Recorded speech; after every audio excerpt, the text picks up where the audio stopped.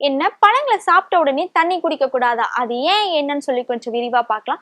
பொதுவாவே வந்து நம்ம நெறைய பேர் வந்து பழங்கள் வந்து அதிகமாவே எடுத்துப்போம். ஆனா பழங்கள் நம்ம வந்து சாப்பிடுறது தப்பு இல்லைங்க.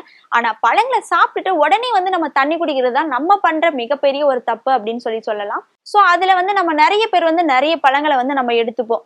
ஆனா பழங்கள் சாப்பிட்டாவே ஒரு 40 இல்ல 50 மினிட்ஸ் வந்து நம்ம கண்டிப்பா வந்து தண்ணியே குடிக்க கூடாது அப்படின்னு சொல்றாங்க. ஆனா குறிப்பா சில பழங்கள்ல வந்து நீங்க சாப்பிட்டீங்க அப்படின்னா தண்ணியே சுத்தமாவே நீங்க குடிக்க கூடாது அப்படின்ற மாதிரி சொல்றாங்க. அது என்னென்ன பழம் அப்படின்னு கேட்டீங்கன்னா தர்பூசணி, ஆப்பிள், கொய்யா, மாதுளைப்பழம், வாழைப்பழம், பேரிக்கா. இந்த 7 பழமும் குறிப்பா வந்து நீங்க சாப்பிடுறீங்க அப்படின்னா கண்டிப்பா வந்து தண்ணி குடிக்க கூடாது அப்படின்னு சொல்றாங்க. அதே மீறி வந்து நீங்க தண்ணி குடிக்கிறீங்க அப்படின்னா ஏற்படுற விளைவுகள் என்ன அப்படின்னு பாத்தீங்கன்னா நம்மளோட pH லெவல் வந்து ரொம்பவே கம்மியாகும். சோ அது மட்டும் இல்லாம நம்மளுக்கு வந்து செரிமானம் வந்து ரொம்பவே மெதுவா வந்து செயல்படும் அப்படின்னு சொல்றாங்க. சோ இது வரைக்கும் வந்து நம்ம வந்து பழங்களை சாப்பிட்ட உடனே வந்து தண்ணி குடிச்சிருப்போம். சோ இது வரைக்கும் இந்த இன்ஃபர்மேஷன் வந்து நம்மளுக்கு தெரியாம இருக்கும்.